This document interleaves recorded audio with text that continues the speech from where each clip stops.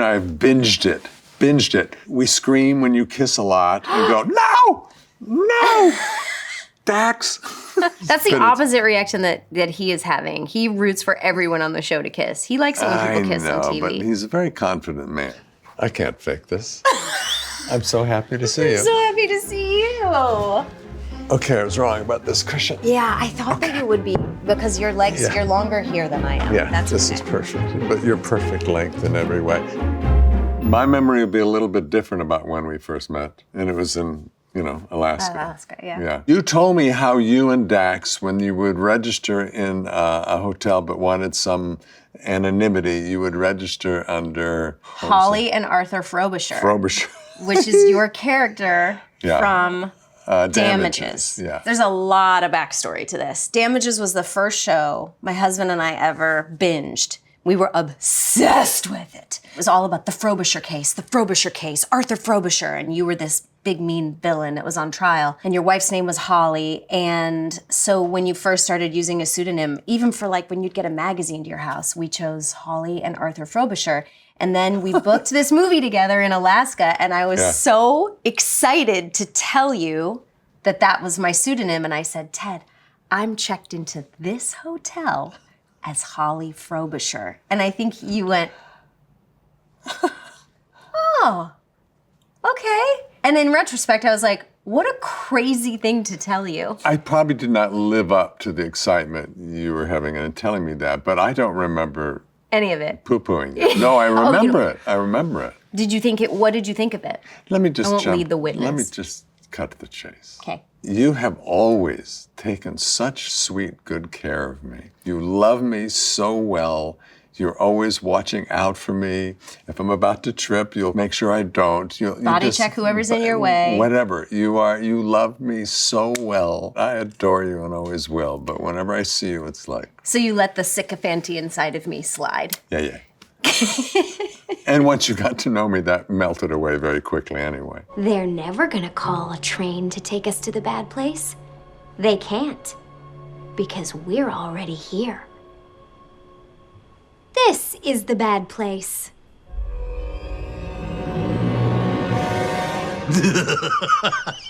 On The Good Place, we had a lot of fun. We were the only two people who knew. That's true. It was the bad place. And some directors didn't know. All the directors didn't know. Yeah, a guest director would see me having a question, and I'd start to go up to them, and I go, never mind. Can I I'd have to find a writer. Yeah. Because we would have to juggle to make sure that if you looked back at season 1, that it would track. Janet, could you please locate the file for an Eleanor Shellstrop born in 1982? Yes. Phoenix, Arizona, USA. Sure. Anything else? No, Janet, this is actually a cactus. I think working together was pretty goofy for you and I, even though we were challenging each other, albeit comedically, on camera. We were just goofing, man. There was a sense of playfulness on that set that I feel like you contributed to quite a bit. Because if you were taking everything very, very seriously, I would have been a little bit more nervous. But I feel like the second the take ended, you started laughing about it. I had you were the captain of the ship. You were the captain of the ship. No. It's our first fight. Sorry you have to witness it. Here's the one thing I did notice, that you were always sweet and loving. And there were 2 times of day that I would not mess with you. One was from the car when you drove up for work, and on the way to the makeup trailer, I learned not to engage you. And then you were an angel. Until one day I wasn't taking my lines seriously enough, so I had to do them over and over again. And I looked at you and you were like, if you make me late for my dinner with my children because you're not doing your homework, I will be so pissed. You didn't say that, but that was the look. And it's true. It's true. That's your one thing. Don't keep me from, I will work so hard. Yeah. But when it's time to go home, I need to go home to my kids. That's true. That's an accurate description. And I love that about you. You taught me on that show, because I do like to get to work and then work feverishly and then get home and then completely relax. And I'm always struggling to find the balance of more presence. You are present wherever and whenever you are. I'm sorry, say that again. You're present. You're so Come on, that was good. wonderful, and just like, I'm happy to be wherever I am. And that's also what I like about working with you, because not a ton of people know about this, but Ted's very wonderful and sweet and playful on set, but he is also a little mischievous. That's the side that I love of you. A little what? Mischievous.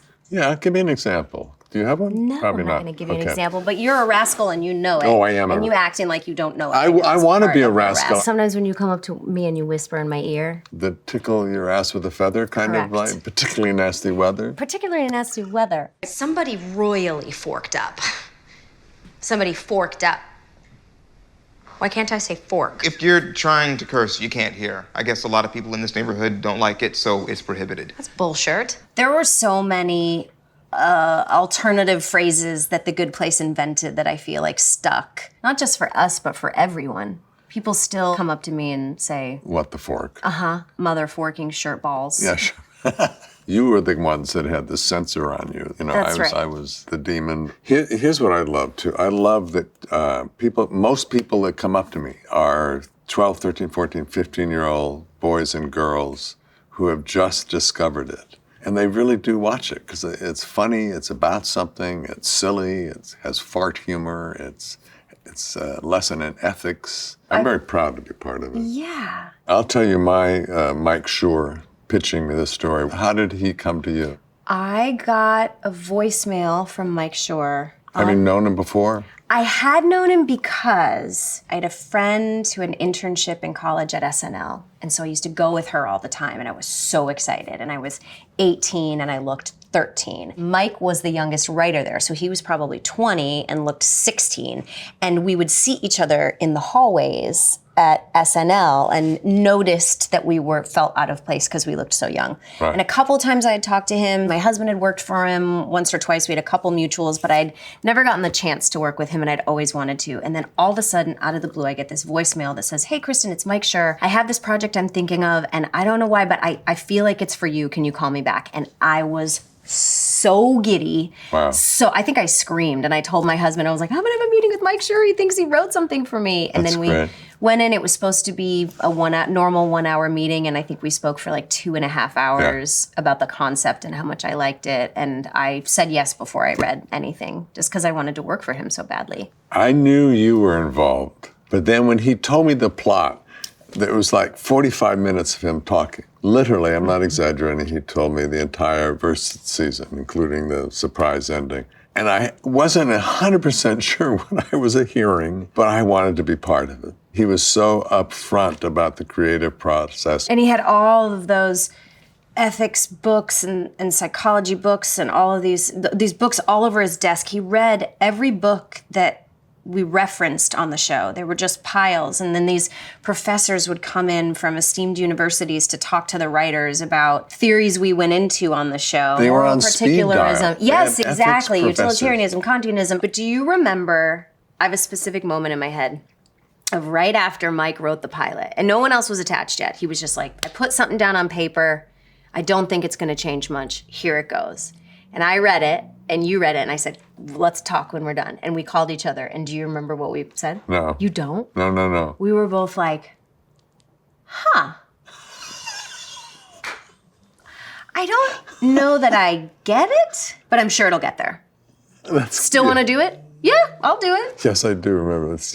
Yes. I think this is a huge lesson, actually, for me and, dare I say, everyone. You can think you know how to figure something out, think you know how to tell a story, but if you are not open to the creative ideas and intellect, especially from someone like Mike, that is of a value that is similar or perhaps higher than your own, you have to trust. And if he's done a lot of work that's been great, you gotta go, you know what? I'm gonna let you be the boss and take me on this ride. I also didn't know how to have, when you draw your funny gun, I didn't have any funny bullets in my gun that first season because I couldn't.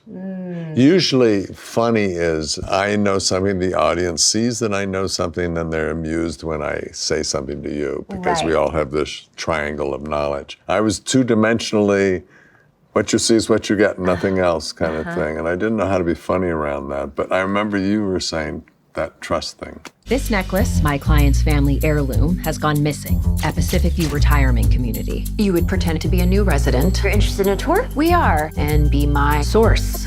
A man on the inside. The show that I am currently doing on Netflix is A Man on the Inside, taken from the mole agent out of Chile. The character is loosely based on the real person in Santiago. And Mike Schur then did his thing to make it be able to be a series and not just a self-contained documentary. Did you take inspiration from the original character? The heart and soul and kindness and gentle sweetness was what Mike wanted the entire show to have. The innocence, filtered through me was different, but the excitement about having Purpose again in a community, and I get to be a private investigator. And the excitement and being really bad at it is a great kind of place to And the find truth humor. telling, I feel like. Charles says his opinion even when it's pushed back against, and that's what I love so much about the original documentary. It's about a man who is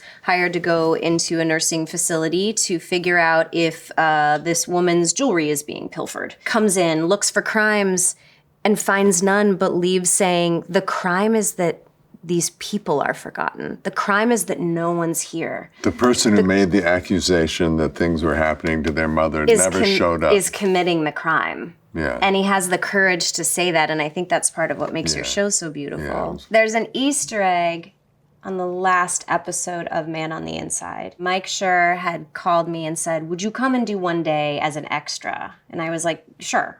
Whatever you need. He said, bring the sweater that you wore when you went to The Good Place on the final episode. And it's this oatmeal sweater with like a rainbow right here. I sat in a small auditorium where your character Charles was lecturing, and they started the camera back here and came up over my head like this and went to Charles, and then he said, class dismissed, and I got up. But that's the identical shot that opened The Good Place. Pretty deep Easter egg. You had to be on your There are toes. a lot of deep Easter eggs in Mike Schur's canon.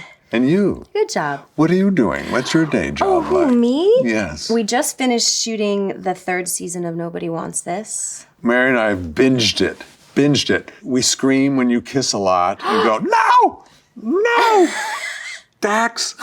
That's the opposite reaction that he is having. He roots for everyone on the show to kiss. He likes it when people kiss on TV. But he's a very confident man. He is very confident, yes. But I have to. You want me only with him. I get it. Yes, Same. Yes. Isn't it crazy that we never kissed this whole time? Like, how did that happen? Yeah, very aware we haven't kissed yet. Yet. Yeah, Well, we're just friends. sure. And friends don't kiss, which is why, I'm aware we haven't. But what if we had just like one goodbye kiss? I don't know the origin of Nobody Wants This. I will tell you. Erin Foster, who grew up here in LA and had a pretty wild dating life, made a ton of mistakes, then tried to figure out how to get what she wanted out of life. She wrote the script. She writes what she knows. She pulls from all these past experiences, and she's had this crazy, wild, beautiful life. And I just studied her like That's great. single white female, and I would look at pictures of her like from her red carpet events and save different hairstyles on my phone and be like, ooh, I want to do this hairstyle on the show. How does Erin wear her nails? She wears them nude, but she sometimes has a color on her toes. I know how she likes her ponytails, all these different things. And she has a tempo of talking melodically that I imitate on the show that's different from Kristen. I'm just mimicking Erin all day long. That's fun. It's super fun. I'll say something about your work that I love. If somebody asked me what's my favorite performance of yours, I probably could find one. But truthfully, it's whatever you're doing now. You really are good. I love watching you no matter what you're doing. And I'm loving, Nobody Wants This. Ted's a very supportive friend, I will say that. But it's also true. It's very hard for me to say what my favorite performance was of yours. Michael was so dynamic, and I got to be with you all day. So I'm gonna probably say if I had to pick, it would be the one where I got to be with you all day and watch your wheels turn and watch you walk into the room when Michael had a bunch of, what was it even called, computer screens up, and I'd walk in and you'd go like this, but there was nothing there. Remember that? When you were always swiping, like, sorry, I have so much desk work to do. Cheers was formidable for me. And then there's Arthur Frobisher. Come The on. man of all men. So many choices. The truth is, I gotta say, it's hard to pick a performance I like of a friend because I don't always see the friend in the performance. Yeah. I like the friend. It's sort of a separate It's very hard. world. Sometimes it's actually harder if I know and love you to see you do something else because what you did on The Good Place was astounding. You could throw something away, come back, make a little side comment, and keep going and make a point and all, effortlessly. You don't have to work hard to memorize. But you know what? It makes me feel sometimes bad about myself because people are like, how long did it take you to memorize that? And I have the instinct to lie or fib to fit in, not say, I read it 3 minutes ago and Yeah. it's just in there because I feel like bad about having that superpower. It is a superpower.